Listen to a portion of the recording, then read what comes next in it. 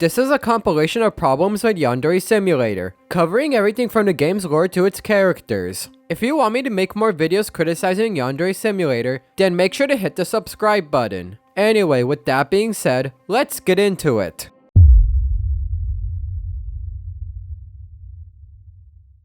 One of the more common complaints about the lore of Yandere Simulator has to do with the Aishi Curse. In general, fans of Yandere Simulator have criticized the Aishi Curse as being exaggerated and unnecessary to the game's overall story. For example, Reddit user Machias08 stated, "I actually like it when games have extensive lore past the surface level, but Yandere Simulator's lore is an example of how not to do it. For one example, the Aishi family suffering a generational curse. It really just doesn't make any sense to me, and it's not helped by the fact that there is zero explanation for this curse even existing in the first place. Did it just happen out of nowhere? Did one of Ayano's ancestors perform a ritual that went wrong, and that's how the bloodline got cursed? When you actually think about it, there are a couple of plot holes relating to the Aishi curse. As Machias08 said, it's never explained where the Aishi curse even came from. We do know when the first Aishi got the curse, but it hasn't been explained how she got it. Another criticism of the Aishi curse is how it adds, quote, unnecessary lore to Ayano's character. To this end, Reddit user FR Street wrote, the supernatural stuff, even down to the Aishi family curse. Too much explanation for a basic concept idea. Just let her be a yandere and let the world breathe a little without stuffing it full of random lore no one asked for. One could argue that Ayano does not need the Aishi curse existing to explain why she is the way she is. After all, the basic premise of Yandere Simulator is a schoolgirl killing people to get with the person she desires. Lore is not really needed to make this idea work. Users have proposed solutions to this problem, however. Reddit user Chilling Somber wrote, I think the Aishi curse could work. Instead of actually making it an actual curse, just turn it into a self-fulfilling prophecy. Due to the curse being so ingrained in the Aishi bloodline, they fooled themselves into following their supposed fate. Sure, this isn't going to fix the story, but it'll at least give a plausible explanation. This is a good point. If you want the concept of the Aishi curse to work, one could change it from being a curse into a, quote, self-fulfilling prophecy. This will give the characters a reason to always do the same thing generation after generation, as they have convinced themselves to do this out of necessity.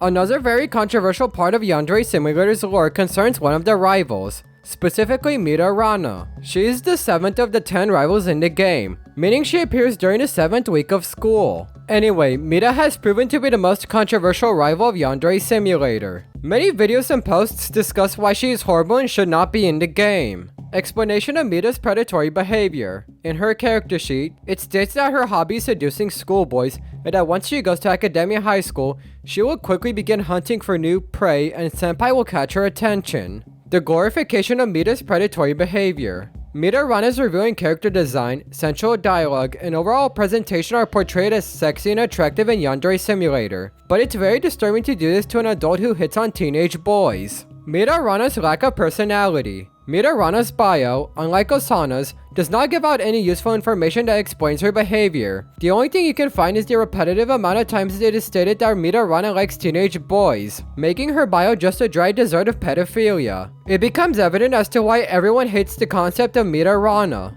Her character is borderline predatory and extremely inappropriate for a game like Yandere Simulator, let alone most games in general. It becomes even worse when you remember that all of the students at Academia are barely 18, with some likely being underage. That puts into perspective how bad Mita Rana's character is. Due to how creepy Mita's character is, fans have created their own rewrites to make her not as bad of a character. Some of them involve giving her a new personality and backstory, while others have made it so her true intentions are more obvious. I would make it more obvious that she is grooming such manipulating senpai and not a love interest. The concept of her being a predator is one that I like, since it's not something done often, and with the right mindset can be done amazingly, as long as she is considered that. Knowing Pedo Dev, she will always be just a love interest, which shows more about him than anyone else. Make her a student that tutors instead of being a pervert. Make her not an actual threat but still have Ayano think she is. Like maybe Mita has to tutor Taro and they form a kind of mother-son type relationship, but Ayano sees it as Mita trying to manipulate him. Paint her as a villain. Our main goal is to eliminate her. Maybe we also have to protect Samson from the evil teacher. Who the hell is Samson? All in all, Mita Rana is definitely one of the most problematic characters within Yandere Simulator. Most fans dislike her as a whole, with her backstory and personality being a clear example of why.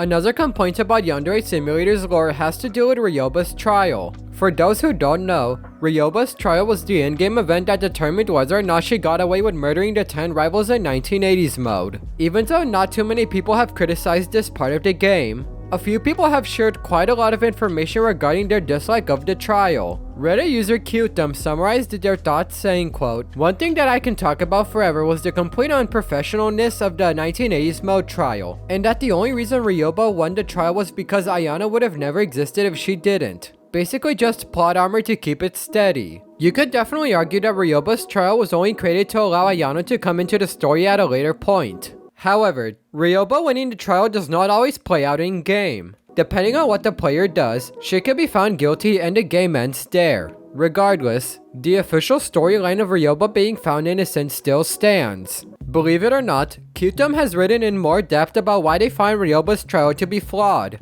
In September 2024, they wrote a very long comment explaining their criticisms of Ryoba's trial in 1980s mode. However, since I'm too lazy to read all of it, we'll briefly summarize their comment. In summary, some of Qtum's issues with the trial included a lack of structure, Ryoba's behavior being suspicious, certain types of evidence being dismissed, statements being addressed inappropriately, and bias being present. Should I make a video talking about Ryoba's trial? Let me know in the comments below.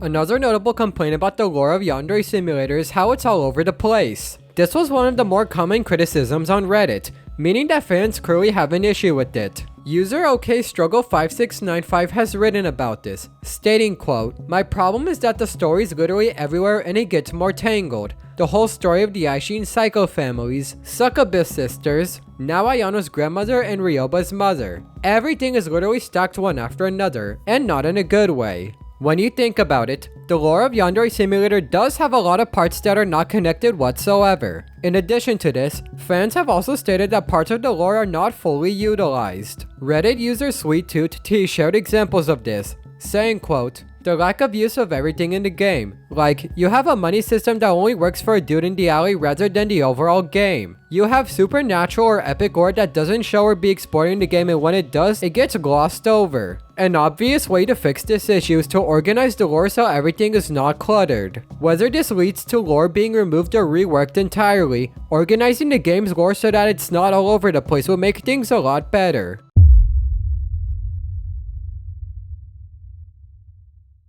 Another controversial part of Yandere Simulator's lore is the backstory of Witness-chan. In case you don't know, Yui Tsunesu, also known as Witness-chan, is one of the characters found in 1980s mode. She first appeared in the game as a character named Witness-chan, but was removed for a while before reappearing as a maid, then re-added into 1980s mode. Anyway, she had a backstory that proved very controversial among fans of Yandere Simulator. What was this backstory? Prepare your ears. Near the end of the Cold War, aka 1989, some incidents happened in Witness-chan's classroom, where random girls would find some white liquid on their belongings. You probably know what kind of white liquid this is. Witness-chan realized that some male student was doing this gross behavior. She was friends with a boy who confessed to the class that he was behind those incidents. This led to him being bullied for the remainder of the school year. Sometime after graduating high school, Witness-chan found out that the boy was being blackmailed into committing these acts. Why? The girl hated some of her classmates and forced the boy to jizz all over their items. He ended up confessing to free himself from the blackmail. Needless to say, Witness-chan felt guilty for this. She believed she would have figured everything out if she had paid more attention to her surroundings. This incident is the reason why Witness-chan is nosy as fuck. After reading all of this, it becomes very obvious why this backstory was extremely controversial among fans of Yandere Simulator. No, because that shit was so unnecessary. Why is the first idea he thinks of when asked why is Yui so paranoid have to do with jizz? My honest reaction to reading that. Please excuse me while I gouge out my eyeballs. Doki Doki Literature Club character using raid. Yeah, I don't really know what to say for that one. The story doesn't end there though. It was revealed that this plotline was stolen from a manga titled Onani Master Kurosawa, I think. Surprisingly, this is not a hentai manga. So, on top of being very disgusting, Witness-chan's backstory wasn't even original. Thankfully, this is no longer Witness-chan's backstory. She got a new one later. Still, Witness-chan's original backstory proved to be very controversial among fans of Yandere Simulator.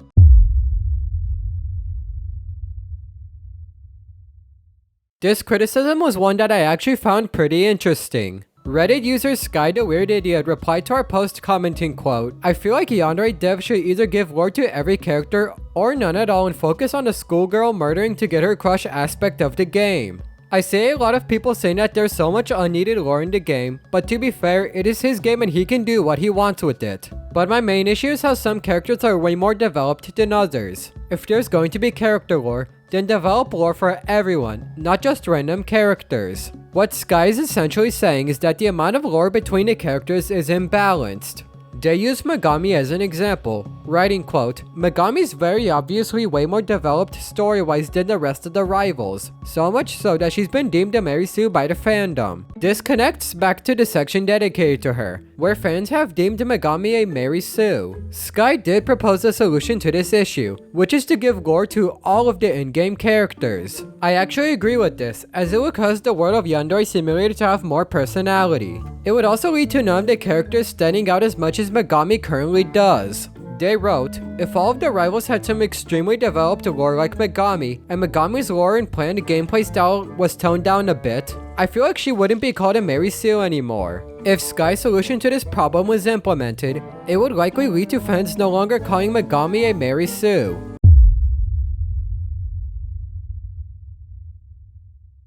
Believe it or not, Academy has received criticism from fans. One criticism that's popped up is how all of the students are the same age. This makes sense considering how in high school, everyone's age is somewhat varied. For example, freshmen are either 14 or 15, sophomores are either 15 or 16, juniors are either 16 or 17, and seniors are either 17 or 18. However, this is not the case in Yandere Simulator, where everyone is, quote, the same age. User Scarlet_Sky has written about this, stating, quote, "The whole cosplay university, everyone is exactly 18 nonsense. He should either make it a high school and have them all be 15 to 18, or make it a college and have them be 18 to 21. But having everyone in the school be exactly 18 makes no sense. Especially when you consider that some students are outright stated to have been there for multiple years, which means that these students are all the exact same age even though they're in different grade levels.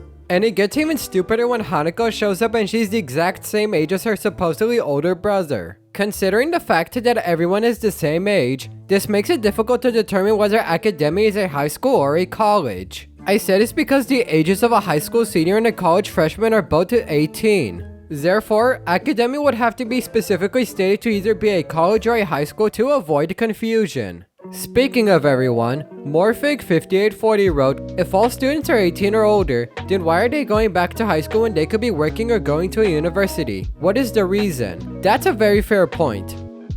I have nothing more to say on that.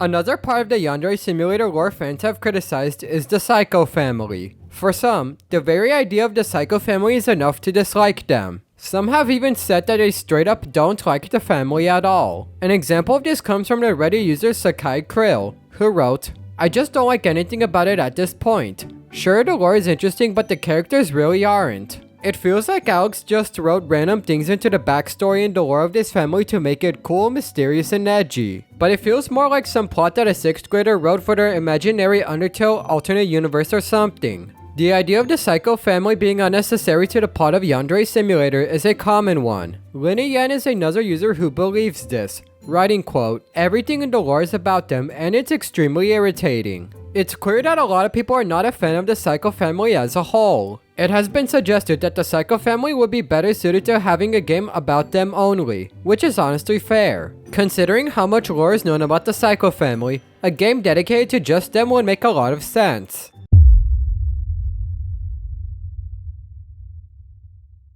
One complaint that fans have had about the lore of Yandere Simulator has to do with InfoChan. For those who don't know, InfoChan is one of the characters in Yandere Simulator. Her main purpose is to provide the player with various services that can help aid them. Anyway, InfoChan has been a subject of criticism over the years. Reddit user FarmMammoth3214 wrote, "Why does this random girl want to help Ayano? Why does she get this room all to herself? Why does the faculty allow this? Why does she have access to random items like drugs or various poisons? Where are her parents? Are they alive? In mission mode, how does she recognize Nemesis?" It does make sense that fans would question the role of InfoChan. After all, the question of how she got to her position has not been answered in great detail. Reddit user Morphig5840 summed up their criticisms of InfoChan as the following. Have a room just for her, gets information about everybody and decides to help Ayano makes no sense. Not to mention her being allowed in school when I don't even know the basics like her real name. The latter part has somewhat been explained, as InfoChan supposedly blackmailed the headmaster of academia to allow her to be there. Whether or not this is a good explanation is up for debate. If InfoChan had a bit more of a backstory and had her mechanics changed, I could see her becoming much more popular within the Yandere Simulator community.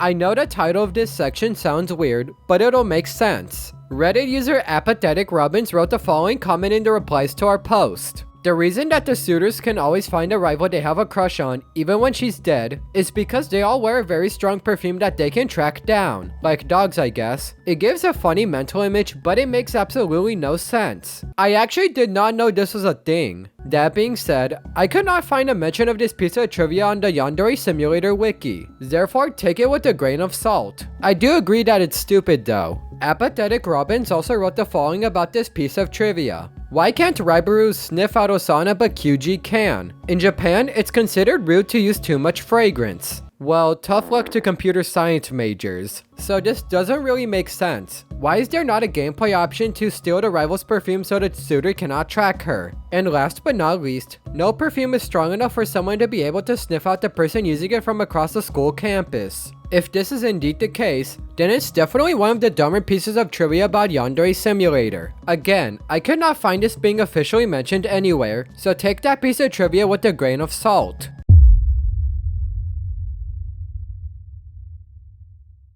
Speaking of the Psycho family, another complaint regarding the Yandere Simulator lore has to do with Megami Psycho, the supposed 10th rival. A majority of complaints regarding Megami are about her being, quote, too perfect and flawless. This is very understandable, as this both makes her unlikable and unrealistic. In a post dedicated to Megami's flaws, user FormerLaugh269 writes, "She just feels insanely overpowered compared to everyone else. Now of course we only have 2 of the 2020X rivals, but she already seems leagues above Osana with her bodyguard, and am I mostly surrounded by the cooking club? And then Megami is just this unkillable invincible goddess, which yes fits her stupid translated name, but makes her seem extremely unfun. Everything mentioned previously has also led to Megami being seen as an impossible final boss." Reddit user Floresita Sonic has spoken about this, stating, quote, "Megami should just be replaced in general. She sounds like a pain in the ass rather than a fun and challenging final boss." The amount of lore known about her adds to this, but we'll discuss that later. If changes were made to Megami's character, I feel like fans would receive her a lot better.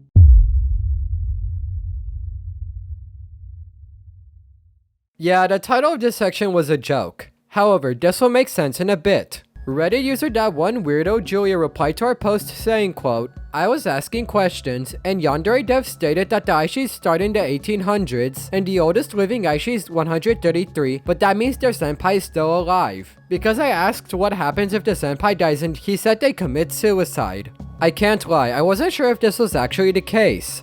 After all, the oldest living human ever, Jean Calment, lived to be 122 years old. However, I found comments on the Yandere Simulator wiki that confirmed this to have been the case at one point. There is also an old Google Doc that states, Yandere-chan's great-great-great-grandmother is still alive. So, at one point, Ayano's third great-grandmother was indeed still alive. It makes sense why one would find this piece of trivia really annoying, as it's not realistic. However, this has been retconned and Ayano's third great-grandmother is now dead.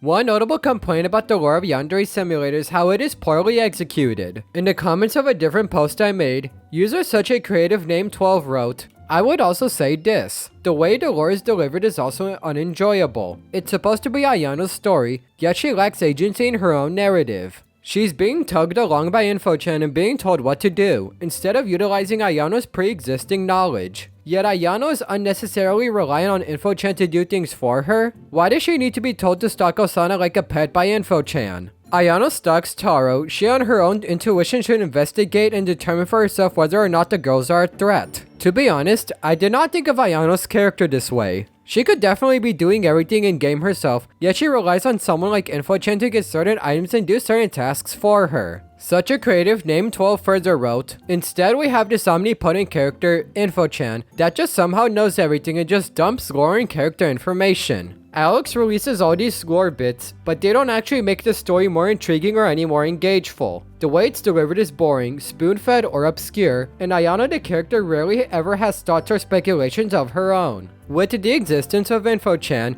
it takes away some of the player's ability to discover the game's lore completely on their own. Whether that's a good thing or bad thing is up for debate. Some have also argued that the addition of InfoChan makes them question whether Yandere Dev even cares about Ayano at all. To this end, such a creative name 12 wrote, as I'm typing this I'm even questioning if Alex even really cares about Ayano that much. Ryoba has a far more interesting story. If anything, the lore bits add to make her more menacing and her more engaging as a character in 1980s mode. People like Ryoba, InfoChan, the entire Psycho family, and even Mission Mode Nemesis get more development and relevance than Ayano when it's just supposed to be a story about a yandere high school girl with a crush. Like, what is even going on? The fact that other characters such as Ryoba, InfoChan, and the Psycho family have more lore than Ayano is pretty telling of the game's priorities.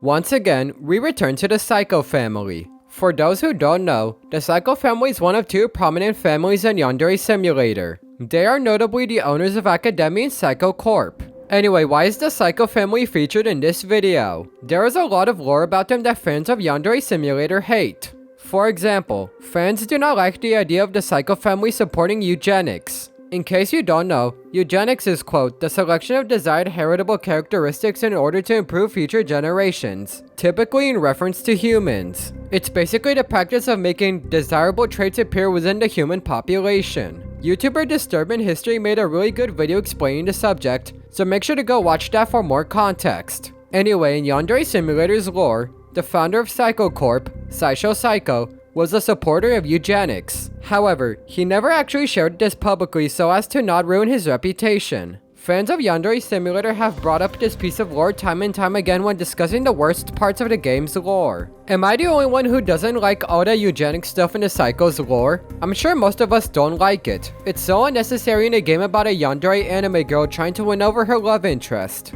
It was interesting, but for me, it was just another, ugh, here comes the quirky Psycho lore again. That eugenic stuff seems befitting for an anime-inspired setting though, so I'm not very icky with it. I don't like the Psycho lore in general, just make the game functional. Considering the extremely controversial history of eugenics, it's very understandable as to why fans have taken issue with this piece of Yandere Simulator lore. One other issue we'll discuss regarding the Psycho family involves Megami's backstory. What is this backstory? Megami's father made her kill her pet hamster at 7 years old to prove her loyalty to the family. This tradition was started by Saisho, who did it to Megami's father, who then did it to Megami. Despite resisting, Megami eventually killed her hamster, signing it as a, quote, rite of passage. You can see why many fans of Yandere Simulator do not like this piece of lore. Would work if Yandere Dev wasn't so fixated in animal deaths as a way to do cheap traumatic situations. Why does Yandev have to kill an animal to make a character deep? Cause he doesn't know how to write an actual story. I want to feel bad about it, but the only thing that comes to my mind is how Megami is Walmart's Wednesday. Cringe, animal abuse isn't a plot point and it's very overused in this gross ass game. Should I make a separate video about why fans don't like the Psycho family? Let me know in the comments below.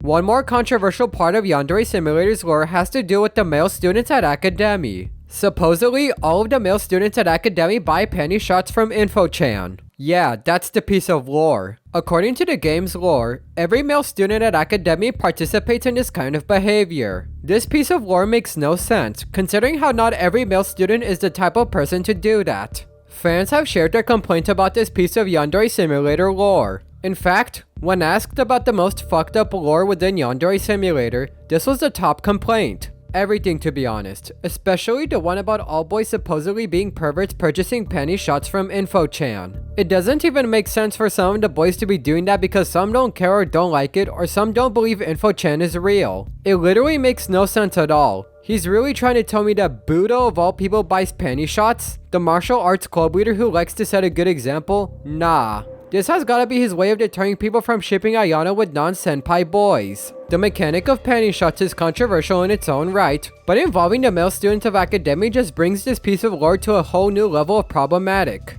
Like we said earlier, not every male character has the personality to do something like this. I know, right? Other students like Kazu, Otohiko, and Geiju definitely seem like they would never. So I wouldn't even buy it for a second, especially considering how unrealistic it would be for all boys to be perverts. Same for Ryoto and the leader of the photography club. Just seems completely out of character for them. Or Tsukibi Dooby-Doo. I forgot about that stupid ass name. It makes sense why fans would have a massive problem with this piece of lore. It just doesn't make sense when one thinks about it. How would you change this piece of Yandere Simulator lore? Let us know in the comments below.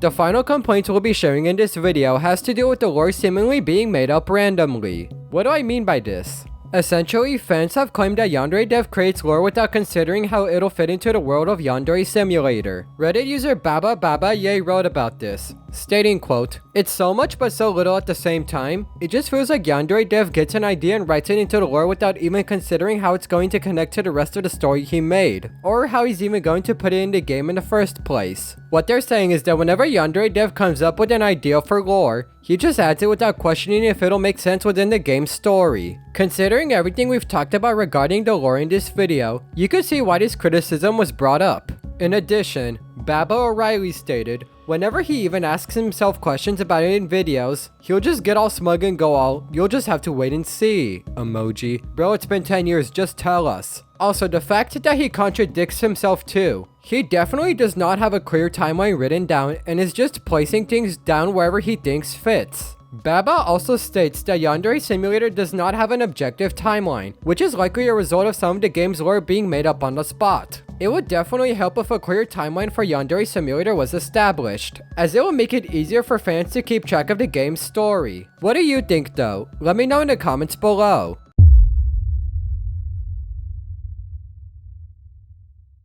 One issue fans have with the Aishi family is that their story is too repetitive. Essentially, the argument is that there are elements in the lore of the Aishi family that are reused. The most notable aspect is how an Aishi and her senpai get together. Reddit user I Eat Batteries wrote about this, stating, quote, "Heavy on repetitiveness. Like, I understand that's how they unlock feeling normal, so to speak, but the way that the senpai has been met the exact same way for generations is annoying as hell. There is so much unexplored potential with Aishis because I refuse to accept the canon plural, and their senpai, but Alex is such a gooner that he wants every senpai man to get Alex's own fairy tale of meeting in high school and being kidnapped by Makati. It does start to seem weird when thinking about it. Not every member of the Aishi family acts the same way, so you would expect them to deal with their senpais using different methods. However, this is not the case within the lore of Yandere Simulator. If the creator wants the story to be more logical, he should change it so that every Aishi gets with their senpai differently. Doing this would make that lore aspect less repetitive and bring more variety.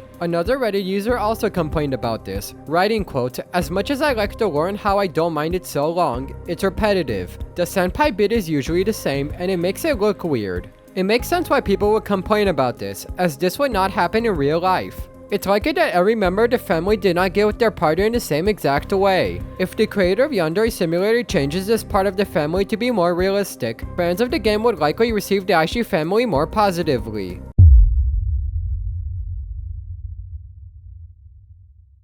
Another issue fans have with the Aishi family is how detailed their story is compared to the game. We know a lot of lore about the Aishi family. This comes in the form of basement tapes, different characters existing, and lore told by the creator himself. However, some fans have complained how there is too much lore about the Daishi family compared to that of the game itself. This was actually one of the more common complaints from fans, being brought up several times in our thread. Reddit user Puppy Doggy Girl was one of many who talked about this, writing, quote, "While the lore for the older Aishis are interesting, I don't really think they're that important to the main story. I'm alright with knowing about the first Daishi, Ryoba, and Dozuki, but the rest of the family between them like Kataba isn't really that important to know about." This is honestly very understandable, as the actual game doesn't showcase anyone outside of Ayano and Ryoba. Why do we need to see characters such as Dozuki if they're not actually going to appear in the game? Reddit user FuzzyWonder8107 also echoed this sentiment, writing, quote, "Why should I personally care about Kataba, Ayano's cousin, her aunt, or any other family member that doesn't even appear in the game at all? I guess it's nice for additional lore, but they don't really serve a purpose for the main plot of the game." These complaints do make sense. If they do not have direct relevance to the game's overall story, why even mention them? That being said, if the main game ever gets completed, then it wouldn't be a bad idea to expand upon Ayano's relatives. For now though, it's fair to say the Aishi family lore is too detailed. We don't need to know as much as we currently do about them.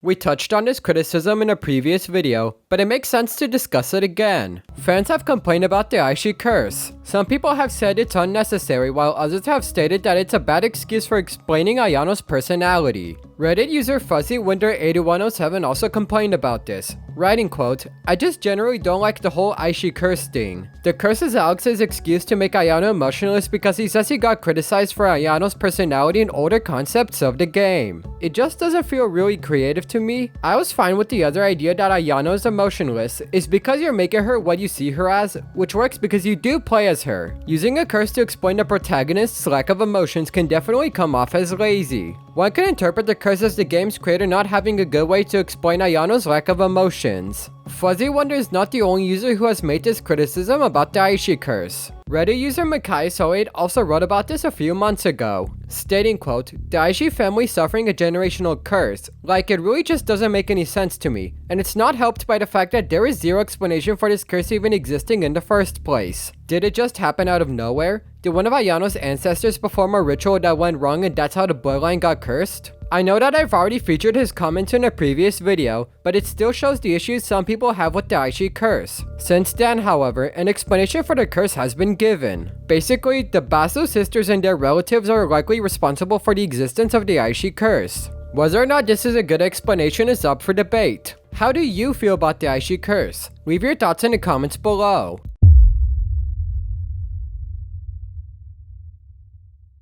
You're probably wondering what this section is about. Don't worry, it'll make sense in a bit. This argument basically states that Ayano's relatives are more interesting than Ayano herself. It's weird because Ayano is the protagonist of Yandere Simulator, yet she's not that interesting. On the other hand, her relatives have quite a bit going for them. This becomes a problem once you realize that Ayano, who is the main character, is supposed to be one of the most detailed characters in the game. Reddit user Stuck at a Roadblock has written about this issue, stating, quote, "What everyone else has said, the fact that the other family members are more interesting than the main protagonist. I think that stems from that time when Dev wanted to make Ayano a highly customizable character that the player can design to their liking. He needs to make up his mind about Ayano. Either make her a character with a real personality, or lean into the whole character creation thing. Considering that Ayano is literally the protagonist of Yandere Simulator, you would expect her to have a more fleshed out personality. However, this does not seem to be the case. Instead, Ayano is just a character that serves to carry out the tasks in Yandere Simulator.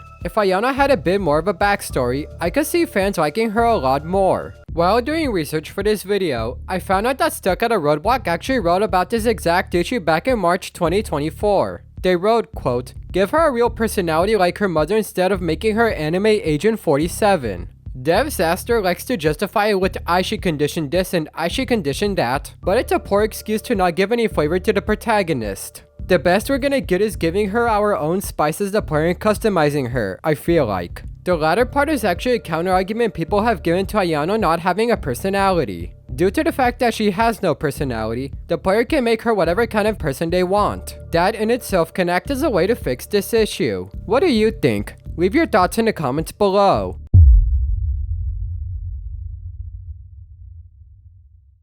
One more criticism of the Aishi family we'll be discussing has to do with the family itself. It's the opposite of the previous section, where instead of Ayano being the least interesting character, it's most of the Aishi family. I find this interesting because I feel like people would view the rest of the Aishi family as being more appealing characters. This will be due to them having more of a backstory than Ayano. However, some people have argued that most of the Aishi family is full of uninteresting characters. Reddit user Miss Skinny Jean wrote about this, stating, quote, "Besides the obligatory shouldn't exist / Pseudo dev should focus on the game more, I find it odd that there's Kataba and the Aishi precursor, which are pretty much portrayed as badasses that face off against demons and work for the CIA and blah blah blah, and then you get to the rest and they're just generic suburban family affair. Like, the only other Aishi that's even remotely interesting is Ayano's cousin, who is not only a generic punk but doesn't even have her own name yet. This is actually very interesting. Despite the fact that Ayano's relatives have more information that is known, that does not make them more interesting. Yeah, it's one thing to have a developed backstory, but if that backstory is not that detailed, then the character becomes less interesting. You could argue that this goes together with the idea of other Aishis not needing to exist. If some of the members are not that interesting, why do we even need to know about them? They already don't have any relevance to the game's overall story. That would also make them uninteresting, giving fans less reason to even know about them. Who do you think is more boring, Ayano or her extended family? Leave your thoughts in the comments below. I want to see which of the two final criticisms you all agree with more.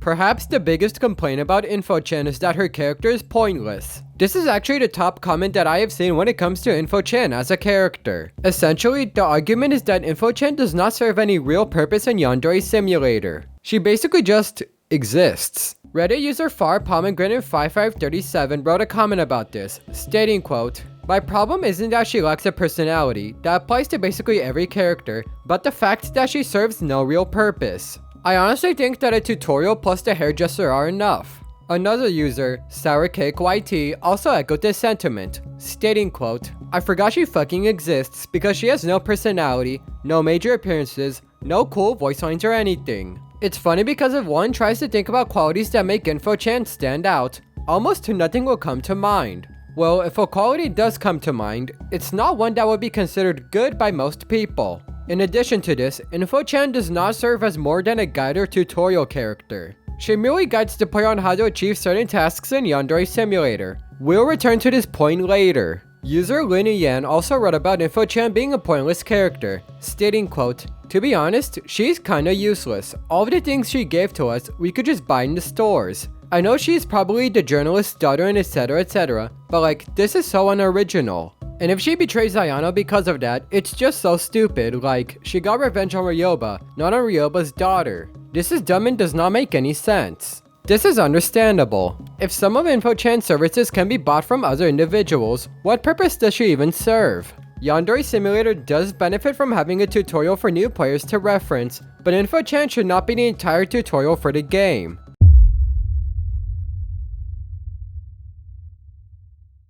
Speaking of tutorials, one complaint fans of Yandere Simulator have is that InfoChan does not serve as anything more than a tutorial character. This one's weird because she's also been referred to as a debug menu, if that makes sense. Reddit user Crazed Grape wrote about this, stating, quote, "It just feels like Chalex abandoned her and turned her into a tutorial. She doesn't have any agency, wants anything, and I don't even know why she's helping Ayano do all of this. She's just a creepy human garden gnome that helps the player and does nothing else." It's crazy because you would think that she'd have a backstory, as she's a character that exists. However, most of InfoChan's actions just revolve around her giving the player instructions. That's not really a good backstory for a character to have, if you can even call it a backstory. It's good that a tutorial exists for Yandere Simulator, but it should not exist in the form of a character. Remember when I said InfoChan has also been referred to as a debug menu? Reddit user Louis the Rockstar posted a comment about this, writing, quote, "She serves more as a convenient debug menu.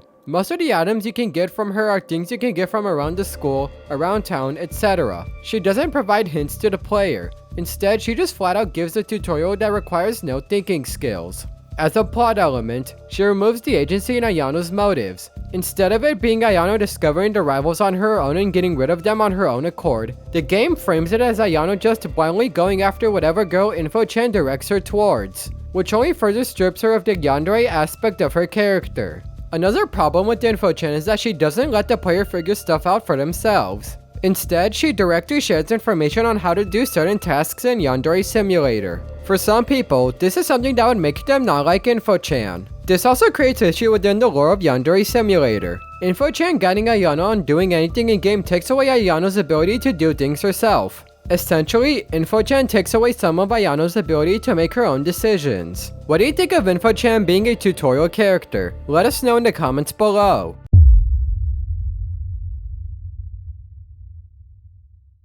This complaint is one I didn't realize until making this video. Essentially, InfoChan is committing literal crimes through her in-game currency. What do we mean by this? Reddit user Needleworker wrote about this, stating quote, "If we put aside that everyone is 18 or older BS, she's literally selling CSEM, since all the penny shots are from underage girls and are taken and sold without their consent. Doesn't matter that she's also a minor, it's still a crime even if she tells Ayano to do it for her. I also don't like how much of her behavior reminds me of the allegations." The idea of InfoChan being a criminal is not that surprising, especially considering the nature of what she does. However, the specific type of crime explained by Needleworker is a very problematic one. If one were to think about the concept behind InfoChan's currency, it becomes very clear that they are inappropriate pictures of minors. Possessing this type of material will be considered a crime in the real world, so that makes her currency a whole lot worse. Needle's point about InfoChan's age not meaning anything is a pretty important one, as it also applies to real life. In summary, InfoChan's preferred currency has been deemed problematic by fans of Yandere Simulator.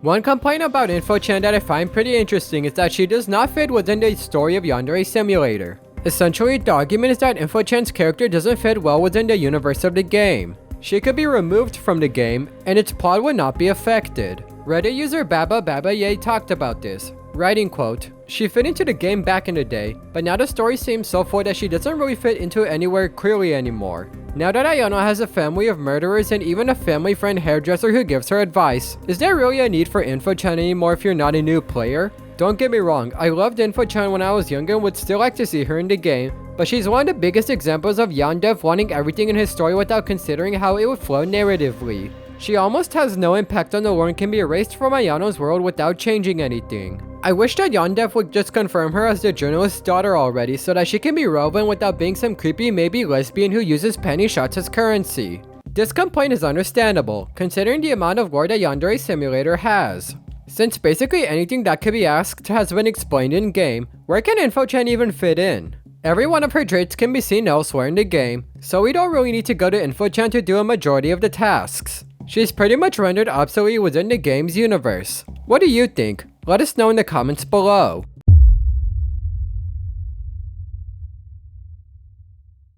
One more complaint about InfoChan that people have shared is her personality being unclear. Specifically, InfoChan's character is somewhat hidden from the player, making it hard to determine who exactly she's supposed to be. Reddit user Stuck at a Roadblock wrote about this, stating quote, "I don't understand what she's supposed to be character-wise. It feels like Dev wanted a Diana Burnwood for his anime girl Hitman game but without the character development and slight bloodlust for no particular reason. I'm starting to buy that InfoChan is the secret antagonist and she's gathering evidence against Ayano theory, because why else would InfoChan's personality, name, and intentions be hidden from us? I can see how the lack of information about InfoChan's character would cause one to think this. Without the necessary information about her being available, it's hard to figure out what kind of person she is meant to be. Of course, she's known to be someone with malicious intentions, but we don't really know anything beyond that. This actually connects back to the first complaint featured in this video, as having an unclear personality could render InfoChan pointless. Do you think InfoChan's personality should be more elaborate? Let us know in the comments below.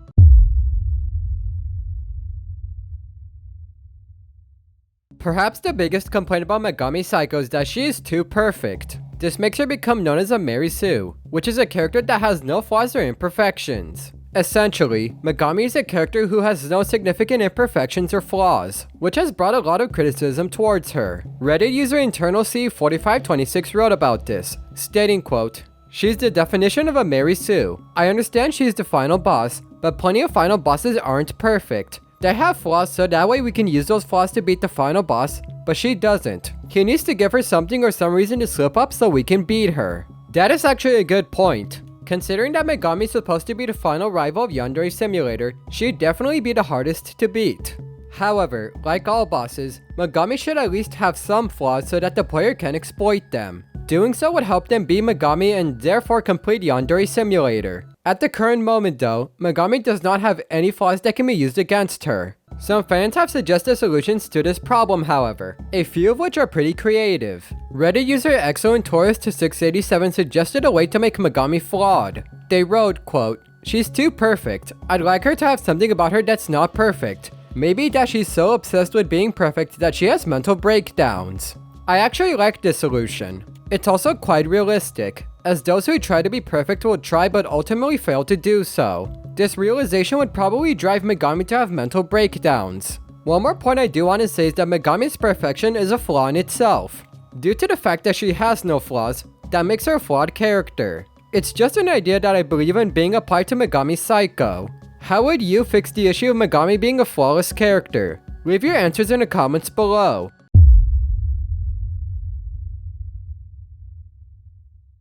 Another notable complaint about Megami Psycho is that she has little to no personality. This criticism can apply to practically every character in Yandere Simulator. However, this has been used to describe Megami quite a bit. Reddit user Crazed Grape wrote about this, stating, quote, "Megami's personality and past are about as deep as a puddle, despite having so much potential to be an interesting character. You could replace her with a broom, and I feel like that broom would somehow have more personality than Megami." Another Reddit user, Kappa King, also wrote about this, saying, quote, "She's boring. Her personality is just doing whatever the plot wants." Considering how Megami is a supposedly flawless character, that makes it so that there's nothing interesting about her personality. She becomes a boring person. We've seen the same criticism be applied to pretty much every major character in Yandere Simulator, so it has definitely come up again and again. How can this issue be fixed? Several people have shared their own solutions, one of which we'll be showing. For example, Kappa King suggested the following.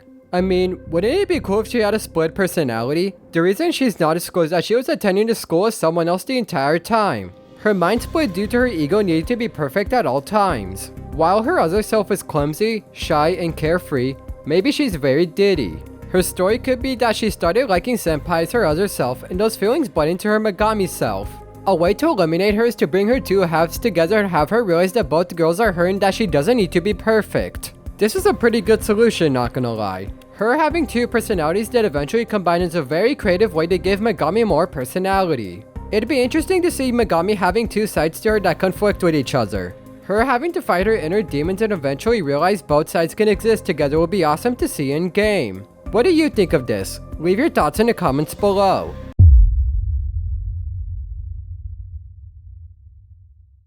One complaint that I found pretty interesting was how Megami's appearance looked weird. Complaints of this type came up quite a lot in the Reddit thread regarding criticisms of Megami. Reddit user OkNotABanana commented about this, writing, quote, "I don't know anything about her character, but her design is so weird. Like, what's wrong with her shirt and why is she wearing those ugly matching stockings and gloves? She could be cool, but she's so ugly." Another Reddit user, Hakazumi, also wrote about Megami's appearance, stating, quote, "I can get past the long ass socks, they're cute, but the gloves are too much. The choker doesn't feel in character either, even for fetishized Japan. It's more of a Western thing, and even then, it's only really present in specific cultural circles. It honestly surprised me just how many people had an issue with Megami's appearance. Fans have constantly criticized the appearances of most of the female students in Yandere Simulator, primarily with their outfits. That makes sense, as their skirts tend to be depicted in a certain way. Thankfully, this doesn't seem to be the case with Megami. However, the specific complaints are regarding her stockings and choker. I can understand the latter, as I've never seen anyone wear a choker outside of some specific subcultures. There was an additional argument that I honestly found fascinating. Reddit user Indecisive Skull responded to Hakazumi, adding, quote, "Also, she's meant to be the elite student council president, but she breaks the most uniform regulations in her design, which kinda makes her look like she's against the institution she's a part of. It's funny how her outfit makes her appear to be part of the counterculture of academia. That's pretty ironic, considering she's literally a member of the authority of the school. This was most likely not intentional, however. How would you fix Megami's appearance? Leave your answers in the comments below.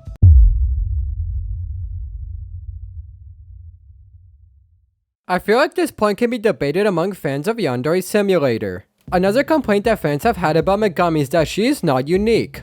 We mean this in that there's nothing about her that stands out.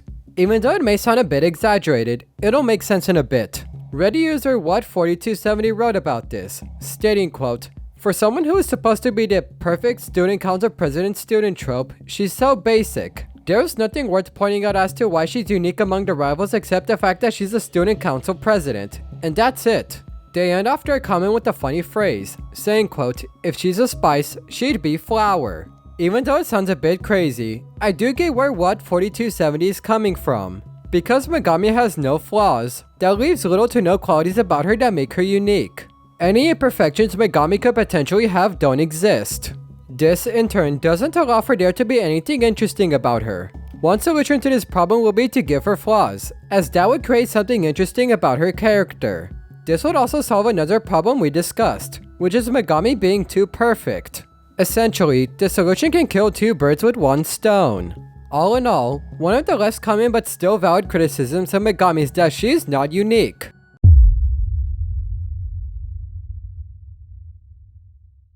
I'll admit, I found this final complaint pretty funny. One more criticism fans have made about Megami is how she is incompatible with her love interest for hypocritical reasons. It may sound confusing, but we'll explain it in a bit. Reddit user Jonah Ruby Babies wrote a comment criticizing Megami, stating quote, "The fact Yondev thinks her and Kaga will be a good pair. Megami hates Ayana because of her strange behavior and how creepy she is, and she's considered a stalker in her eyes." Meanwhile, it's also confirmed that Kaga would go to the lengths of stalking Megami herself and marrying her, while also not having any attraction for her besides her family history. Is she supposed to be wooed by the fact that it's a man doing it? Essentially, Jonah is arguing that Megami should not be in love with Kaga because he's doing the exact same thing that makes her hate Ayano. For context, Megami deems Ayano creepy for stalking Senpai. However, Kaga would do the same thing to Megami, who seems to have no issue with it. It's definitely hypocritical, as if we were to be logical with this, Megami would also hate Kaga for being a stalker. This is not the case though, which doesn't make sense. This is honestly one of the more valid criticisms that fans have shared about Megami.